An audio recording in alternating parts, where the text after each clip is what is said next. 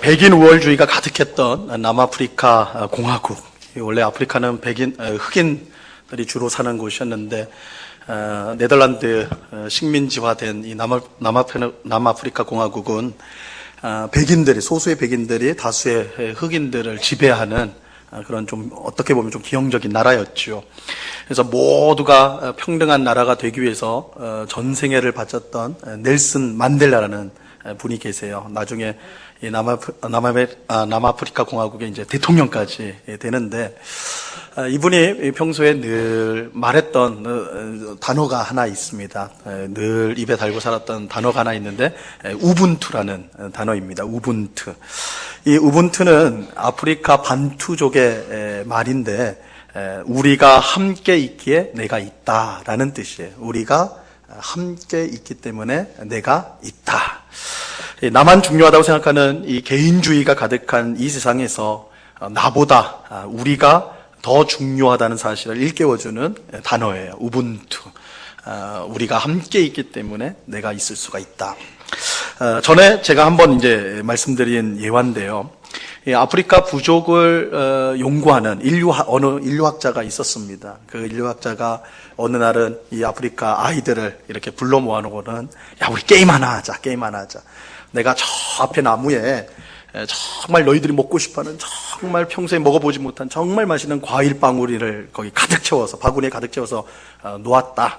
그러니까 너희 중에 이제 여기서 이제 땅 시작하면 뛰어가가지고 제일 먼저 그 바구니를 차지한 사람이 그거 다 먹을 수 있도록 해주겠다. 그래서 게임 한번 하자, 이렇게 이제 제안을 했어요. 근데 이 인류학자는 이제 그렇게 생각했어요. 보통 아이들 같으면 어떻겠습니까? 보통 아이들 같으면 어떨까요? 저 앞에, 우리는 과일 바구니 하면 별 관심이 없을 테니까, 저 앞에 스마트폰이 있다, 최신 스마트폰이 있다. 그러면 아이들 어떻게 할까요? 땅 하면 난리도 아니겠죠. 그냥 순식간에 튀어나갈 거예요. 그거를 차지하려고. 인류학자도 아마 그런 생각을 했을 거예요. 아이들이니까. 그래서 저 바구니에 맛있는 과일이 있으니까 뛰어가라. 그래서 시작했어요. 근데 놀라운 일이 일어났어요. 어느 누구도 뛰어나가지 않는 거예요. 어떻게 했느냐. 아이들이 다 손을 잡더래요. 그래서 서로 딱 손을 잡고는 걸어가는 거예요.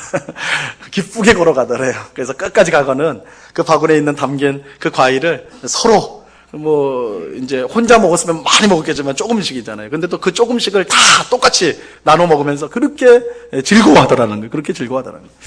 그래서 참 희한하다. 그래서 이 인류학자가 아이들한테 물었어요. 야, 너희들 내가 분명히 그랬잖아. 제일 먼저 간 사람이 이거 다 차지할 수 있다고 그랬는데 너희 왜 그렇게 하지 않았어? 왜 그렇게 똑같이 다 같이 가서 그렇게 했어? 그러니까 아이들이 이구동성으로 하는 말이 우분투. 우리가 함께 있기 때문에 내가 있을 수 있다, 이렇게 했어요. 어느 한 아이가 덧붙여서 이런 말을 했다고 그래요. 만약에 우리 중 어느 하나가 뛰어가서 그것을 다 차지해서 혼자 다 먹을 수 있다면 나머지 모든 아이들이 슬퍼할 텐데, 그 슬퍼하는 사람이 있는데 어떻게 내가 기쁠 수가 있겠습니까? 행복할 수가 있겠습니까? 이렇게 말을 했다고 그래요. 이 아프리카 아이들은 진짜 행복이 뭔지를 아는 아이들이었습니다. 우리가 함께 있기 때문에 내가 있을 수가 있다. 모두가 행복해야지 내가 행복할 수 있다. 이러한 행복이야말로 진정한 행복이 아니겠습니까? 여러분, 우리가 살고 있는 이 시대는요, 개인주의가 점점 더 심해지고 있어요. 개인주의가 점점 더 심해지고 있어요. 아이들은 친구들과 함께 어울리기보다는 이 방구석에 있어서 스마트폰 게임하는 것이 더 좋아요. 그걸 더 좋아해요. 그렇죠? 요즘에 놀이터에 가면 아이들 못 봐요. 아이들 못 보면, 물론 학원에도 가기도 그랬지만 노는 시간에도 놀이터로 안 나옵니다. 다 방에 있어가지고 스마트폰 게임을 합니다. 게임을 해요. 많은 청년들이요, 결혼을 기피하고 결혼을 했다 하더라도 아이를 낳지 않아요. 물론 여기에 원인은 다양합니다. 사회적, 경제적 그런 요인들도 크게 작용할 거예요. 그렇죠? 근데 그럼에도 불구하고 다른 사람과 엮이는 거, 다른 사람과 새로운 관계를 맺는 것을 기피하는 거, 우리 두 사람만 행복하면 되지, 뭐 자녀까지 낳나, 이러한 그러한 것들을 선호하기 때문에 이러한 현상이 또한 일어나기도 해요. 우리나라 이혼율이 세계적으로 가장 높은 수준이라는 거, 그건 이제 더 이상 놀랄 일도 아니죠. 늘 들어오니까요. 황혼 이혼, 그렇죠? 그리고 결혼해서 졸업하는, 여러분 요즘에는 결혼도 졸업을 해요. 그거 뭐라고 하는지 아세요? 졸혼이라고 해요. 졸혼. 졸혼이라고요. 근데 저는 참 별게 다 나와요, 그죠? 결혼 생활 한 4, 50년 하면 이제 다 해볼 거 다 해봤으니까 이제 졸업해야 되지 않냐. 그래서 졸혼한대요, 졸혼을 해. 이것도 늘어나는 추세예요. 그 결과 혼자 살다가 죽었을 때 몇 달이 지나서야 알려지는 고독사. 이것도 이제 드문 일이 아닙니다. 아이들로부터 어르신에 이르기까지 모든 세대의 개인주의가 점점 더 심해지고 있어요. 나만 중요하고, 나만. 그렇죠? 이런 개인주의. 그런데 이런 개인주의 문제가 교회라고 해서 예외가 아닙니다. 교회라고 해서 예외가 아니에요. 교회 안에도 개인주의 문제가 심각해지고 있어요. 여러 번 말씀드린 대로 가나안 성도가 점점 더 늘어나고 있어요. 가나안 성도가 뭐라고 그랬죠? 거꾸로 하면 된다고 그랬죠? 가나안 거꾸로 하면? 그래도 2부는 낫습니다. 1부는 생각을 안 하셔도 안 나가. 그죠? 안 나가. 하나님도 사랑하고 예수님도 사랑하지만 교회는 싫대요. 사람들하고 막 부딪히면서 뭐 하는 거 싫다. 그래서 교회는 안 나가. 하나님 믿고 예배도 드리고 그런데 교회에서는 안 해. 난 교회 생활은 안 해. 이런 성도들이 점점 더 늘어나고 있어요. 여러 가지 사정으로 교회를 옮길 때에도 몇천 명, 몇만 명이 모이는 대형 교회를 선호해요. 여러 가지 누릴 수 있는 혜택이 많기도 하지만 무엇보다도 대형 교회를 선호하는 이유는 숨을 수가 있어요. 그렇죠? 그 안에 사람이 너무 많으니까 그 안에서 나 혼자 그냥 왔다 갔다 해도 아무도 알아봐 주지 않거든. 몰래 그냥 조용히 신앙생활할 수 있는 이점이 있어서 큰 교회를 선호해요. 하지만 여러분, 성경은 이런 개인주의에 대해 과연 어떻게 말씀할까요? 이런 개인주의에 대해, 성도의 개인주의에 대해 성경은 어떻게 말씀하실까요? 물론 우리는 하나님 앞에서 단독자로 섭니다. 하나님 앞에서 우리는 단독자들이에요. 우리 각자가 하나님 앞에 서서 각각 심판을 받게 될 것입니다. 로마서 14장 12절 말씀에 보면 이러므로 우리 각 사람이 자기의 일을 하나님께 직고하리라. 우리가 각자가 하나님 앞에 서서 각자가 하나님 앞에 우리의 삶이 어땠는지를 말해야 된다는 거예요. 여기에는 누가 도움을 줄 수가 없어요. 그래서 어떤 분들이 하는 말처럼 저는 믿음 좋은 아내의 치맛자락을 붙들고 천국에 가겠습니다. 그건 너무 야무진 꿈이에요. 저 절대 될 수 없는 꿈이에요. 치맛자락 붙잡고 천국에 갈 수가 없어요. 여러분의 가문에 목사님도 있고 장로님도 있고 믿음의 뼈대 있는 가문에서 자란 분이라 할지라도 본인이 믿음이 없다면 천국에 갈 수 없어요. 하나님 앞에 설 때 누구도 도와줄 수 없어요. 우리는 하나님 앞에 단독자로 서요. 하지만 성경은 우리가 하나님 앞에 단독자로 서는 것만 말씀하지 않아요. 사실 성경은 나 혼자 하나님 앞에 서는 것을 말씀하는 것보다 우리가 함께 하나님 앞에 서는 것을 훨씬 더 많이 말씀하세요. 가령 요한계시록 7장 9절 말씀에 보면요, 우리가 마지막 날에 어떤 일이 있을 것인가 같이 한번 읽어볼까요? 시작. 이일 후에 내가 보니 각 나라와 족속과 백성과 방언에서 아무도 능히 셀 수 없는 큰 무리가 나와 흰옷을 입고 손에 종려 가지를 들고 보좌 앞과 어린 양 앞에 서서. 마지막 날에 모든 날에서 구원받은 성도들, 이거는 지금 살아있는 성도들뿐만 아니라 역사에 존재했었던 모든 성도들이 다 함께 모여서 하나님과 어린 양의 보좌, 예수님 앞에 서서 종려나무를 흔들며 찬양하고 또한 경배를 할 것이다. 이게 마지막 날의 모습이다. 천국의 모습이다. 이렇게 말해주고 있어요. 하나님은 구원받은 성도가 각자 알아서 신앙생활을 하도록 하시지 않고 이처럼 함께 모여서 신앙생활하도록 하셨어요.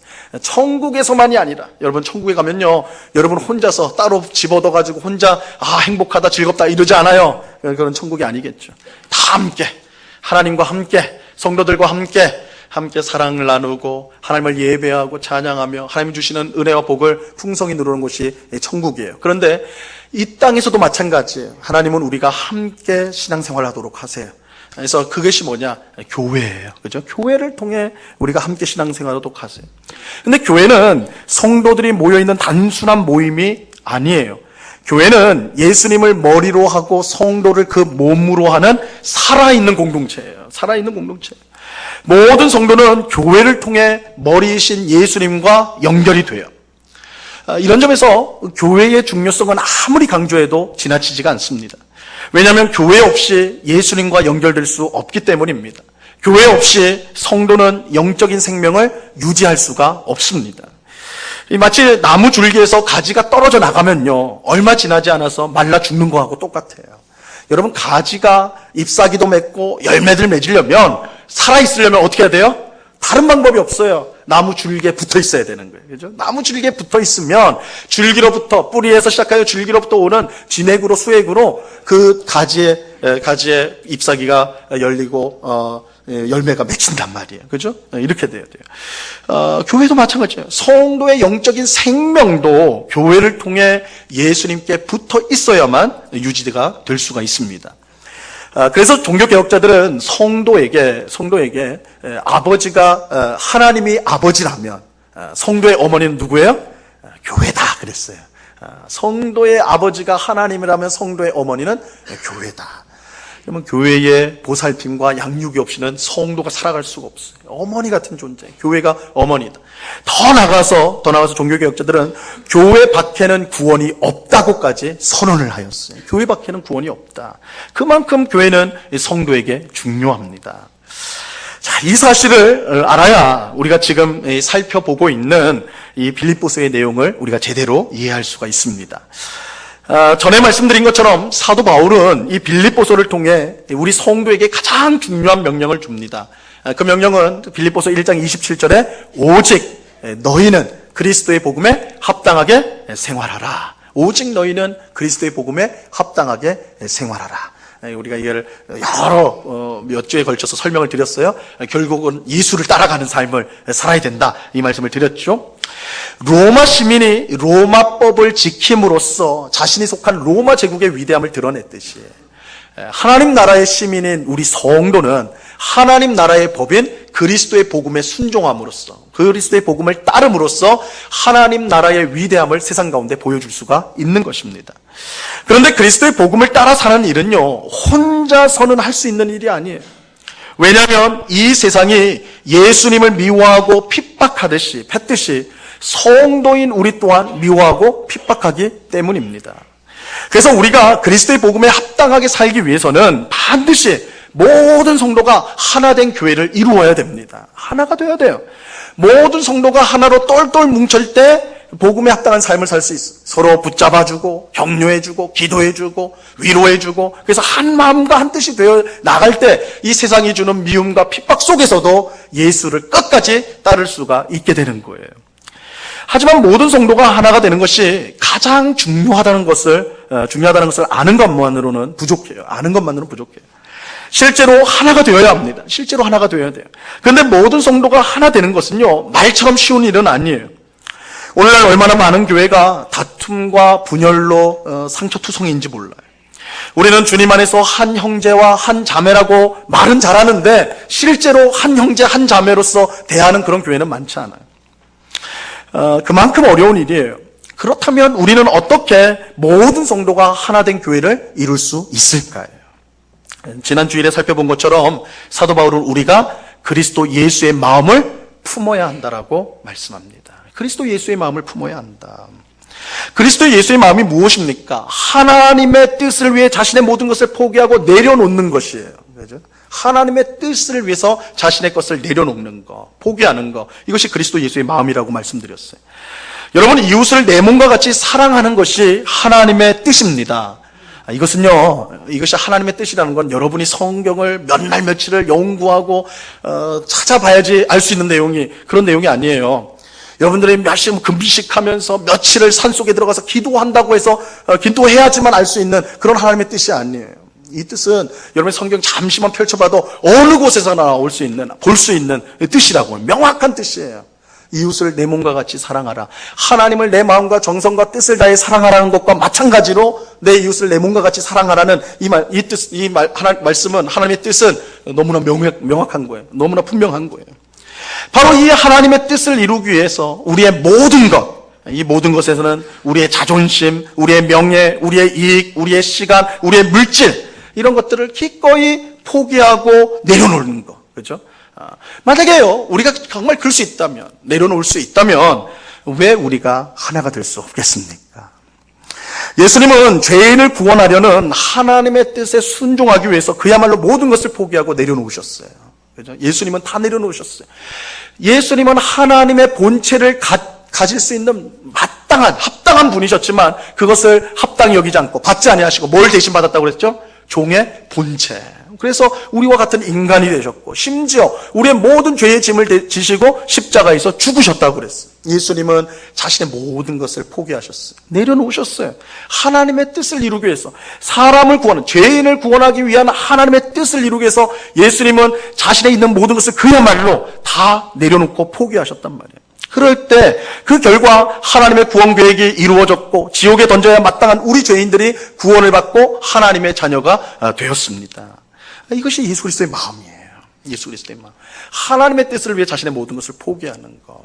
이 예수 그리스도의 마음을 우리 모든 성도가 품을 때에 교회는 하나가 될 수 있다. 이 사도 바울이 우리에게 지금 말씀하고 있는 것이죠. 사도 바울은 이처럼 우리가 그리스도 예수의 마음을 품을 때에 하나가 될 수 있고 성도를 미워하고 핍박하는 세상 속에서 그리스도의 복음에 합당한 삶을 살 수 있다고 말씀합니다. 이렇게 사는 것이 하나님 나라 시민된 우리가 살아야 될 마땅한 삶입니다.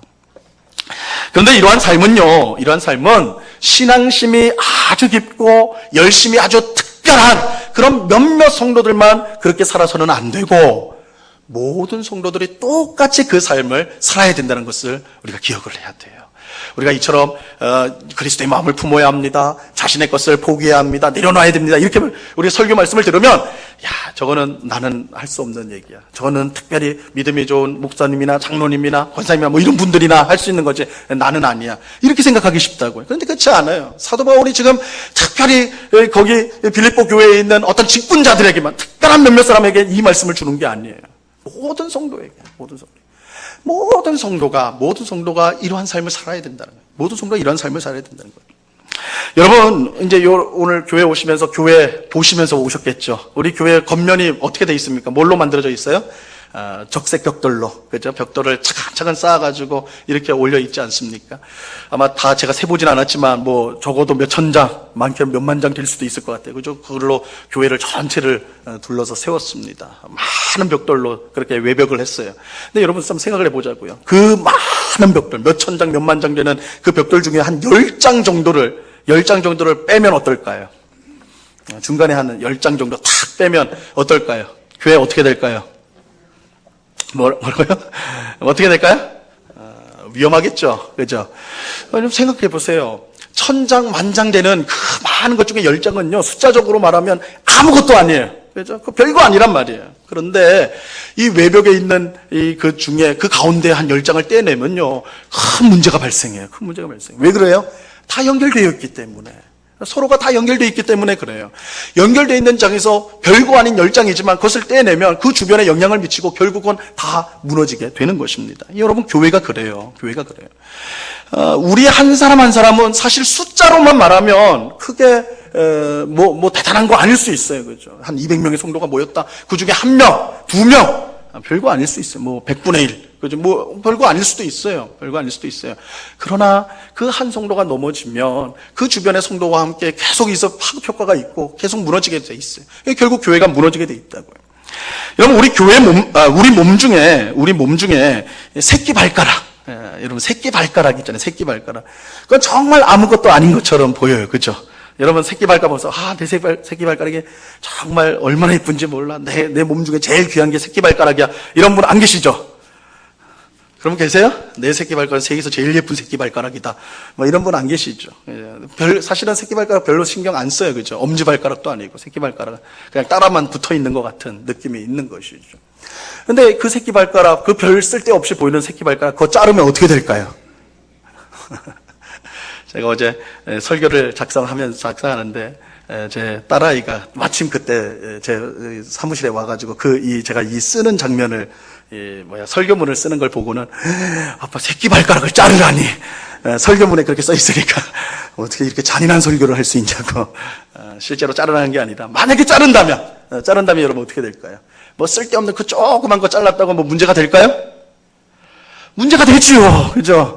절대 자르시면 안 돼요. 절대 자르시면 안 돼. 그 새끼 발가락 하나 자르면요, 온몸이 고통을 당해요. 엄청나게 고통을 당합니다. 뿐만 아니라 여러분 새끼발가락이 하는 기능이 별로 없는 것 같아 보여도 여러분 제대로 걸을기가 어려워요. 새끼발가락이 없으면 제대로 걸을 수가 없어요. 여러분 왜 그렇습니까? 보기에는 조그만데 별 소용이 없는 것 같아, 쓰임이 없는 것 같은데도 왜 그렇게 중요한 역할을 해요? 몸에 붙어있는 지체이기 때문에 그래요. 몸에 붙어있는 지체이기 때문에 그래요. 교회가 바로 그렇습니다. 성도 한 사람 한 사람은 작게 보이지만 그 성도가 넘어지면 결국은 교회가 넘어지게 됩니다. 여러분 사도 바울은 몇몇 특별한 성도에게만 그리스도의 마음을 품고 하나가 되라고 말씀하지 않았어요. 모든 성도에게 하나가 되어야 된다. 모든 성도가 하나가 되어야 된다 말하고 있어요.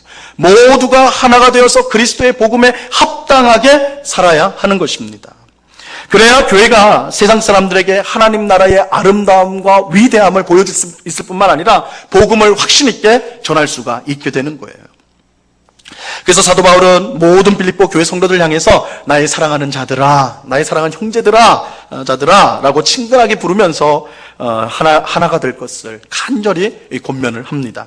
자, 오늘 본문 12절 말씀 보세요. 오늘 본문 12절 같이 읽습니다. 시작.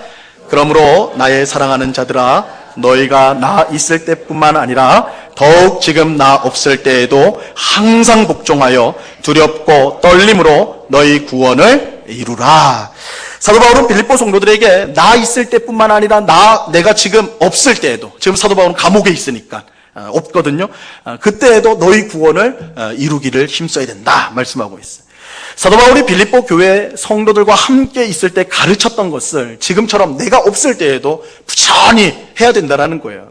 내가 없다고 해서 너희 딴청 피우면 안 돼, 게을러서는 안 돼. 내가 가르쳤던 것, 그걸 지금도 내가 없는 이때에도 열심히 해야 돼, 이렇게 말하고 있는 거예요. 그러면 바울이 빌립보 교회 성도들과 함께 있으면서 뭘 가르쳤겠어요? 우리가 지금까지 살펴본 내용이에요. 그죠? 그리스도 예수의 마음을 품어서 하나가 되고 하나로 똘똘 뭉쳐서 그리스도의 복음에 합당하게 사는 거. 사도 바울이 계속 이걸 가르쳤을 거라고요. 그것을 힘쓰라는 거예요. 그것을 힘쓰라. 그런데 사도 바울은 그리스도 예수의 마음을 품어 모든 성도가 하나 되어 그리스도의 복음에 합당하게 생활하는 것을요, 지금 뭐라고 표현하고 있는가? 우리가 이제 그것을 좀 눈여겨봐야 되는데, 뭐라고 표현하냐면요, 너희 구원을 이루는 것이라, 이렇게 표현하고 있어요. 너희 구원을 이루는 것이라. 여러분, 우리는 구원이라고 하면 딱 제일 먼저 떠오르는 게 뭐예요? 예수님을 믿음으로 영접하여서 죄 사함을 받고 천국에 가는 거. 그죠? 이걸 우리는 구원이라고 보통 생각을 해요. 이걸 구원이라고 생각한단 말이에요.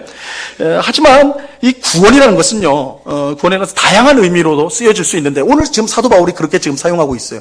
사도 바울은 너희 구원을 이루라 이렇게 말했는데, 이 구원의 내용이 뭐예요?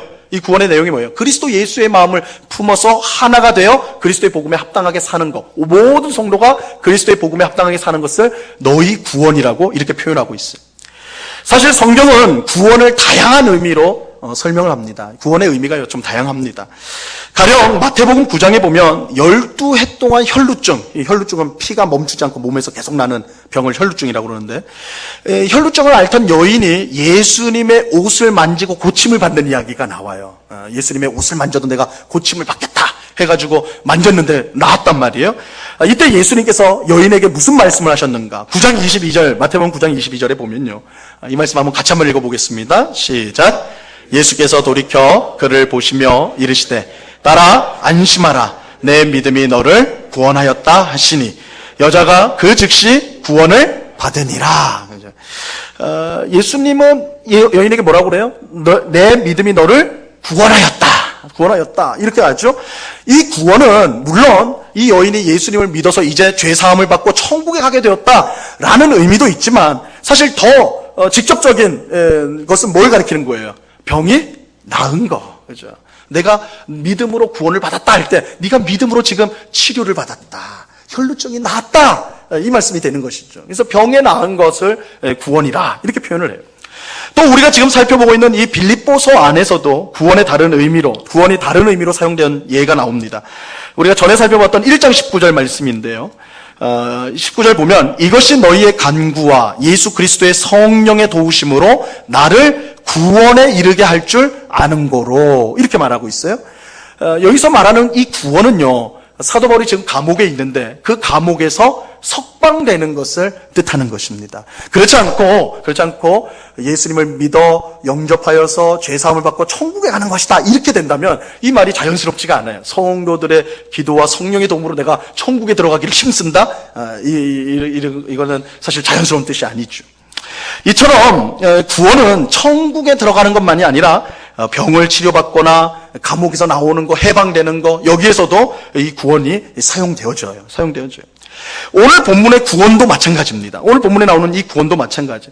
사도 바울이 빌립보 교회 성도들에게 너희 구원을 이루라라는 것은 너희가 천국에 들어가는 일을 힘쓰라라는 의미보다는 앞에 말씀드린 대로 모든 성도가 예수 그리스도의 마음을 품고 하나가 되어 그리스도의 복음에 합당하게 사는 것, 이것을 구원이라고 지금 표현을 하고 있는 거예요. 이것을 구원이다. 그러니까 여러분, 우리가 예수를 믿어 천국에 가는 것만 구원이 아니에요. 우리가 모든 성도가 그리스도 예수의 마음을 품어서 하나가 되어서 그리스도의 복음에 합당하게 살아가는 것, 이것도 구원이에요. 이 구원을 우리는 평생 이루어가야 될, 우리가 평생 이루어가야 될 구원이 되는 것입니다. 그런데 사도 바울은 그냥 구원을 이루라고 하지 않고 너희 구원을 이루라고 말씀을 하세요. 그죠? 너희 구원. 너의 구원이 아니라, 우리는 사실 구원은 우리가 개인적으로만 생각하기 때문에 내 구원, 내가 받은 구원, 이렇게 말하는데 익숙한데 오늘 말씀은 너희 구원이라고 말하고 있어요. 너희의 구원이 있다. 내가 아니라 너희고, 나가 아니라 우리예요. 그죠? 구원은 우리예요. 여기에는 개인주의가 들어올 틈이 없어요. 모든 성도가 함께 구원을 이루어가는 일에 힘써야 한다는 것입니다. 그러니까 사도 바울이 지금 특별히 믿음 좋은 사람만 탁 집어가지고 여러분들 그렇게 사십시오, 아니에요. 이 자리에 있는 모든 성도들을 다 포함해가지고 여러분 전부가 다 그리스도 예수의 마음을 품고서 모두가 한 명 예외 없이 하나가 되어서 그리스도의 복음에 합당하게 사는 것, 이것이 우리의 구원을 이루어가는 것이다, 이렇게 말하고 있는 것입니다. 그런데 그러면 어떻게 이 구원을 이루어가야 되는가? 사도 바울은 두렵고 떨림으로 이루어가라고 말씀하고 있어요. 사실 두렵고 떨림은 우리가 하나님 앞에서 설 때에 가지게 되는 감정이죠, 태도죠. 시편 119편 120절 말씀입니다. 이 말씀 같이 읽습니다. 시작. 내 육체가 주를 두려워함으로 떨며 내가 또 주의 심판을 두려워하나이다. 그죠? 두려워한다, 떤다. 하나님 앞에 설면 우리 인생은 두려워하고 떨 수밖에 없어요. 출애굽한 이스라엘 백성이 시내산에 도착했을 때 하나님께서 그 시내산에 친히 임재하여 주세요, 임하신단 말이에요. 그때 임하셨을 때 백성들이 어떤 반응을 보였는가? 출애굽기 19장 16절에 보면요, 이렇게 말씀합니다. 셋째 날 아침에 우레와 번개와 빽빽한 구름이 산 위에 있고 나팔 소리가 매우 크게 들리니, 이제 하나님이 임재했다는 사인이에요. 그죠? 오셨다는 사인. 진중에 있는 모든 백성이 다 떨더라. 다 떨더라. 하나님이 오시니까 그 압도적인 임재 앞에 너무 두려워가지고 떠는 거예요. 그죠? 두려움에 떠는 거. 이처럼 두렵고 떨림은 우리가 하나님 앞에 설 때 가지게 되는 보이는 반응이에요. 근데 사도 바울이 오늘 본문에서 이 두렵고 떨림으로 너희의 구원을 이루라고 할 때는요, 1차적으로 하나님께 대한 두렵고 떨림이 아니라 우리 서로를 향한 두렵고 떨림이라는 것을 우리가 알아야 돼요. 바울이 여기서 너희가 두렵고 떨림으로 너희 구원을 이루라 할 때는 하나님을 향한 두렵고 떨림, 이건 전제가 되어 있는 것이긴 하지만 1차적으로 그게 아니라 누구를 향해서요? 서로를 향해서. 성도 서로를 향해서 두렵고 떨림을 가져야 한다는 거예요. 그럴 때 우리는 우리의 구원을 이룰 수가 있다라고 말하고 있어요. 물론 이 두려움과 떨림은, 서로를 향해서 가지는 두려움과 떨림은 정말 끔찍하고 무섭기 때문에 가지게 되는 것은 아닙니다. 여러분, 우리가 하나님 앞에 설 때 가지게 되는 두려움과 떨림을 다른 말로 하면 경외라고 합니다. 경외. 여러분, 성경에 보면 하나님을 경외하라는 말이 많이 나오죠. 이 경외의 우선적인 의미는 두려움이에요. 근데 그냥 두려움이 아닙니다. 그 안에는 사랑이 반드시 포함되어 있어요. 그래서 우리가 하나님을 경외한다고 할 때는 두 가지입니다. 하나님을 사랑하는 거, 그리고 하나님을 두려워하는 거. 사랑과 두려움이 합쳐진 것이 경외예요. 경외. 상대방이요, 너무나 뛰어나고 너무나 훌륭하고 정말 위대하다라고 생각이 되면 여러분 마음 가운데 어떤 마음이 들어요? 한편으로 너무 좋아요. 내가 정말 대단한 사람을 내 앞에서 보는구나. 근데 한편으로는 어떤 마음이 들어요? 두려운 마음이 들어요. 이게 이 사람 마음에 자연스럽게 드는 겁니다. 이게 바로 경외라는 거예요, 경외. 하나님을 너무너무 사랑해요. 근데 하나님이란 그 존재 자체는 너무나 두려운 분이, 그죠? 우리 인생이 하나님 앞에 서기엔 너무 두려운 존재. 이게 경외예요. 사랑하면서 두려워하는 거. 두려워하면서 사랑하는 거. 그러니까 이 두렵고 떨림은요, 우리가 강도를 만났을 때 느끼는 그런 두려움하고는 차원이 다른 거라고요. 이것은 마치 베드로가 자기 앞에 계신 예수님이 하나님의 아들이심을 깨달았을 때 나를 떠나소서 나는 죄인입니다 라고 고백했던 것과 같은 거예요. 베드로는 예수님이 싫거나 무서워가지고 떠나라고 한 게 아니었어요. 흠이 전혀 없으신 하나님의 아들 예수님의 완전히 의로우심, 완전한 의로움을 보고는 도저히 나 같은 죄인과 함께 할 수 없기 때문에 떠나달라고 그렇게 말을 한 거예요. 너무나 사랑스럽지만 그렇기에 나 같은 더러운 사람이 함께 할 수 없다는 것을 깨달은 것이죠. 이게 바로 경외예요, 경외. 그런데 오늘 본문에서 사도 바울은 바로 이런 두려움과 떨림, 이 경외의 마음을 하나님만이 아닌 서로에게도 가져야 된다라고 말하고 있는 거예요. 서로에게도. 여러분, 우리가 서로를 대할 때 마치 하나님을 보듯이 사랑하는 마음을 가지고 두려워하고 떤다면 우리 사이에서 과연 어떤 일이 일어나게 될까요? 서로를 무시하고 그래도 함부로 말하고 행동하는 일들이 일어날 수 있을까요? 막 무시하고 낮춰보고 깔보고 이런 일이 있을 수 있겠냐라는 거예요. 오히려 서로를 존중하게 되고 자기보다 남을 더 낮게 여기게 되고 기꺼이 도우려는 그런 모습들이 우리 모습에서 나오지 않겠습니까? 그 결과가 뭐예요? 모두가 하나가 되는 것이고 모두가 그리스도의 복음에 합당하게 생활하여 결국 우리의 구원을 이루는 그 결과로 나타나게 되리라는 것이에요. 여러분, 교회 안에서 서로 사랑하되 두렵고 떨림으로 사랑하시기를 바랍니다. 친하다고요, 함부로 말하는 것은 사랑이 아닙니다. 친한데 우리는 벌써 몇십 년을 가족처럼 지낸 사이인데 그래서 말을 함부로 해요, 함부로 행동해요. 그러면 그게 사랑이 아니에요. 사랑이 아니에요. 나보다 어리고 나보다 신앙생활을 많이 하지 않았다고 해서 함부로 말하고 대한다면요, 교회는 하나가 될 수가 없어요. 교회는 하나가 될 수가 없어요.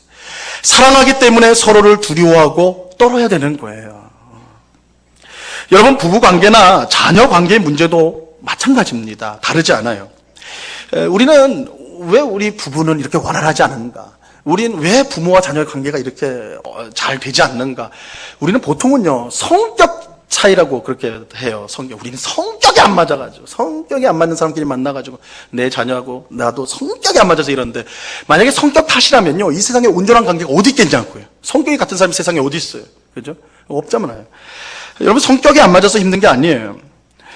서로 잘 안다고, 서로 친하다고, 내 남편이라고, 내 아내라고, 내 자녀라고 해서 함부로 말하고 함부로 행동하기 때문에 그 관계가 깨지는 거예요. 관계가 깨지는 거예요.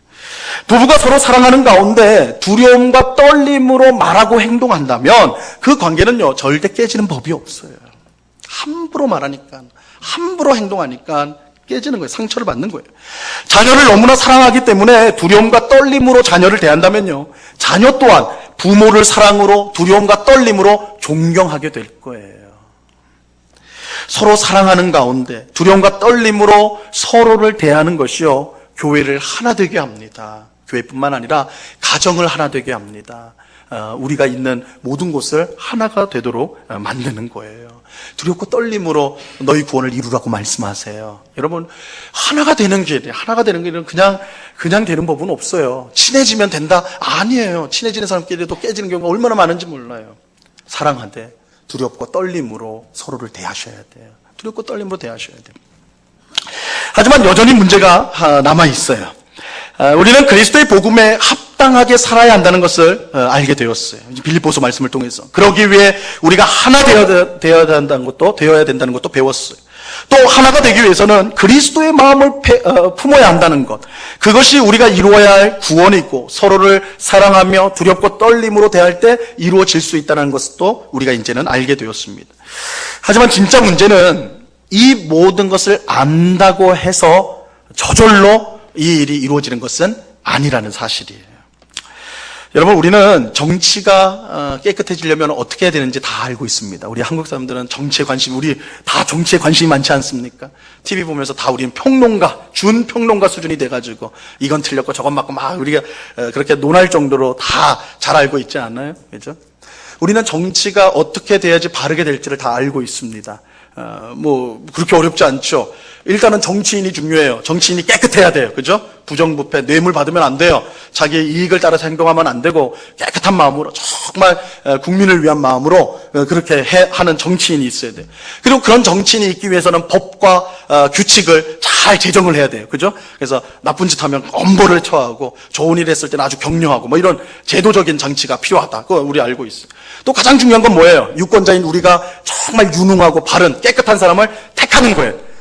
내 아는 사람이라고 해서, 내 친한 사람이라고 해서 뽑아주면 안 되고, 정말 저 사람이 깨끗한 사람이고, 정말 유능한 사람이라 그걸 보고 선택을 한다면, 그죠? 이러한 것들이 맞물리면 한국 정치는 굉장히 좋아질 거란 말이에요. 우린 그 해법을 다 알고 있어요. 그리고 수많은 전문가들이 그 해법을 TV에서 얼마나 많이 말하고 있습니까? 그죠? 수많은 정치가 바르게 되기 위해서 말을 해요. 근데 지금 정치는 어떻습니까? 정치는 어때요? 만족스럽습니까? 다 깨끗해요? 안 그렇잖아요. 어지럽잖아요. 왜 그럴까요? 우리는 다 알고 있는데, 모르는 사람 아무도 없는데, 왜 그럴까요? 아는 것과 행동하는 것이 다르기 때문에 그래요. 그죠? 안다고 해서 저절로 되어지는 것은 아니에요. 이것이 우리가 갖고 있는 문제예요. 여러분, 우리가 우리의 구원을 이루어가는 문제도 마찬가지입니다. 우리는 구원을 이루기 위해 무엇을 해야 될지 이제는 잘 알고 있어요. 그리스도의 마음을 품고 하나가 되어야 돼요. 서로를 사랑하되 두렵고 떨림으로 사랑해야 돼요. 그래서 복음에 합당한 삶을 살아가야 되는 거예요. 이게 구원을 이루는 삶이에요.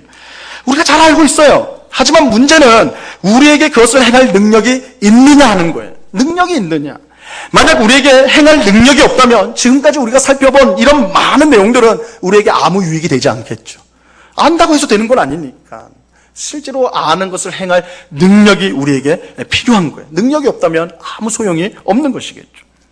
이런 점에서 오늘 본문 13절이요. 굉장히 중요한 말씀입니다. 오늘 본문 13절을 같이 한번 읽도록 합니다. 시작. 너희 안에서 행하시는 이는 하나님이시니 자기의 기쁘신 뜻을 위하여 너희에게 소원을 두고 행하게 하시나니. 여러분, 여기에 정말 기쁜 소식이 있어요.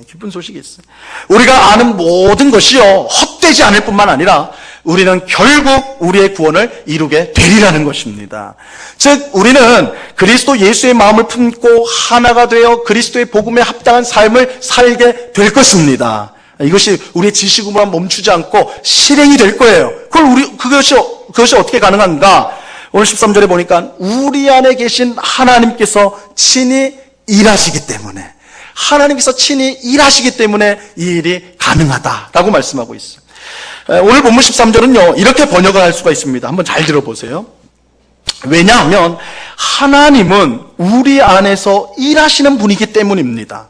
하나님이 어떻게 일하시느냐 하면 자신이 기뻐하시는 목적을 이루기 위해 우리에게 의지를 주시고 또한 행동할 수 있도록 하나님이 일하십니다. 우리 13절이 좀 풀어서 번역을 하면 이렇게 되는 거예요. 이런 뜻이에요. 여러분, 우리 자신의 힘으로는요, 그리스도 예수의 마음을 품을 수가 없어요. 우리가 그리스도 예수의 마음을 품어야 된다. 하나님의 뜻을 위해 우리의 것을 내려놔야 된다. 우리가 은혜 받고 마음의 결단은 할 수 있어요. 그러나 그것이 하루, 이틀, 일주일 지나면 옅어져요. 사라져버린단 말이에요. 항상 그렇게 살아갈 수가 없어요. 우리는 의지가 약해요. 또한 우리의 능력 또한 약해요. 그죠? 그것을 지속시킬 수 있는 능력이 약하단 말이에요. 하지만 우리 안에 계신 하나님께서요, 뭐라고 말씀하니까 13절에 의지를 주시겠대요. 그죠? 우리에게 그것을 행할 의지를 주시겠다. 또한 우리에게 그것을 이룰 수 있는 능력을 주시겠다고 말을 하고 있어요. 그리스도 예수의 마음을 품고 하나가 되어 그리스도의 복음에 합당하게 살 의지와 능력을 함께 주시겠다는 거예요. 이 일을 위해서 하나님이 우리 안에서 쉬지 않고 일하시겠다. 이것이 13절 말씀의 내용이에요. 하나님 계속 일하신다는 거예요. 여러분, 하나님이 우리 안에서 일을 멈추지 않는 이상 하나님은 반드시 우리를 향한 자신의 선한 뜻을 이루어 주실 것입니다. 그건 분명한 사실이에요. 하나님이시니까, 하나님이 일하시니까. 즉 우리로 그리스도 예수의 마음을 품고 하나가 되어 서로를 두렵고 떨림으로 대함으로 그리스도의 복음에 합당하게 사는 구원을 이루게 하시리라는 거예요. 하나님이 우리 안에서 쉬지 않고 일을 하시기 때문에 우리는 결국 구원을 이루게 될 것입니다. 하나님 때문에 이루게 될 거예요. 그러므로 우리가 그리스도 예수의 마음을 품으려고 노력하는 것은요, 절대 헛된 일이 아니에요. 절대 헛된 일이 아니에요. 서로가 하나 되기 위해서 힘쓰는 것도 절대 쓸데없는 일이 아니에요. 어떤 분들은 내가 정말 하나가 돼야 되겠다. 내가 정말 우리 성도들 모두를 사랑해야 되겠다. 그렇게 좋은 마음을 품고 그렇게 해요. 그런데 상대방이 그렇게 받아줘요? 이거는 서로 맞장구 쳐줘야지 소리도 나는 법인데 나는 그렇게 하는데 상대방은 싸늘하단 말이에요. 여전히 싸늘하고 날 미워한단 말이에요. 그럼 어떻게 돼요? 내가 이렇게 하는 게 헛되구나. 내가 뭐 해봤자 뭐가 되겠는가. 포기해버린다. 이게 우리의 모습들 아니에요. 그죠? 이게 어긋난다. 항상 어긋나가지고 하나가 되기가 어려운 거예요. 그런데 여러분, 오늘 말씀에서 뭐라고 그래요? 우리가 하는 노력이 절대 헛되지 않아요. 왜요? 하나님이 그 방향으로 지금 계속해서 일하고 계시기 때문에. 우리는 하면 실패할 수도 있고 하면 좌절할 수도 있지만 하나님은 끊임없이 그 방향으로 일하고 계세요. 우리를 몰고 가고 있어요. 우리가 만약에 실망하지 않고 우리가 포기하지 않고 우리가 계속해서 사랑하려고 힘쓰고 한 마음이 되려고 힘쓰고 그리스도의 복음에 합당하게 살려고 힘쓰면 하나님께서 우리에게 주신 의지와 능력으로 그것에 열매 맺도록 점점 더 열매 맺도록 그렇게 만들어 주시는 것입니다. 그러니까 여러분 헛되지가 않는다고요. 헛되지가 않아요. 여러분들이 애쓰고 힘쓰는 것은 반드시 열매를 맺을 거예요. 우리 힘이 아니라 하나님께서 그렇게 만들어 주실 것입니다. 그러므로 우리는 포기하면 안 됩니다. 교회가 더 이상 가망이 없다고 섣부르게 판단해서는 안 돼. 우리 교회는 20년 전에도 30년 전에도 오늘하고 똑같았어. 10년, 30년 후에도 똑같을 거야. 아니에요. 사람은 똑같을지 몰라도 하나님이 그렇게 내버려 두지 않으세요. 우리가 힘쓰고 했을 때 하나님은 아름답게 변화시켜 가실 거예요. 우리의 가정은 원래 이랬어. 10년 전에도 그랬고 내 남편은 10년 전에도 이랬어. 지금도 앞으로도 똑같을 거야. 아니에요. 하나님이 우리 안에서 일하고 계세요. 우리가 하나님의 방향대로 움직이면 하나님께서 결국은 열매를 주신단 말이에요. 그래서 우리가 포기해서는 안 돼요. 절망해서도 아니에요. 단정해서도 안 돼요. 하나님이 일하시는 한 우리도 똑같이 일해야 돼요. 그 방향으로 가야 돼요. 그러면 반드시 열매를 맺게 되는 거예요. 너희 구원을 이루게 된다라고 말씀해 주시는 것입니다. 이 믿음을 가지고 그리스도 예수의 마음을 품고 교회를 하나로 세우는 일에 힘쓰는 우리 모두가 될 수 있기를 바랍니다. 교회뿐만 아니라 여러분의 가정을 또한 여러분이 있는 모든 곳을 그렇게 하나가 되게 하는 일에 쓰임받는 우리 모두가 될 수 있기를 바라요. 우리 안에 일하시는 하나님만을 바라보며 하나된 교회를 세워서 우리의 구원을 이루어가는 오늘 우리 모두가 될 수 있기를 우리 주님의 이름으로 간절히 축원합니다. 기도하겠습니다. 하나님 아버지 감사합니다. 너희 구원을 이루라고 말씀합니다. 우리가 이 땅에서 이루어야 될 구원은 우리 모든 성도가 한 명 예외 없이 하나가 되어서 그리스도의 예수의 마음을 품고 그리스도의 복음에 합당하게 살아가는 것입니다. 예수를 따라 살아가는 것입니다. 이것이 우리가 이루어야 될, 이 땅에서 우리가 이루어야 될 구원입니다. 그러나 주님, 저희에게는 의지도 능력도 부족합니다. 시도해보지만, 노력해보지만 우리의 힘으로는 도저히 안 됩니다. 그러나 하나님께서 하시겠다고 말씀합니다. 하나님께서 우리 안에 의지를 주시고 능력을 주시겠다고 말씀하십니다. 그 능력과 그 의지를 의지하여서, 정말 주님을 의지하여서 하나님 나라 백성답게 이 땅을 살아가는 저희들 다 될 수 있도록 도와 주시옵소서. 우리가 그렇게 할 때에 교회가 하나가 될 줄로 믿습니다. 우리 가정이 하나가 될 줄로 믿습니다. 우리가 있는 모든 것에 하나님의 하나됨이 나타나게 될 줄로 믿습니다. 우리의 평생 그렇게 쓰임받는 주의 백성 다 될 수 있도록 은혜를 내리워 주시옵소서. 감사하며 예수 그리스도 이름으로 기도드리옵나이다. 아멘.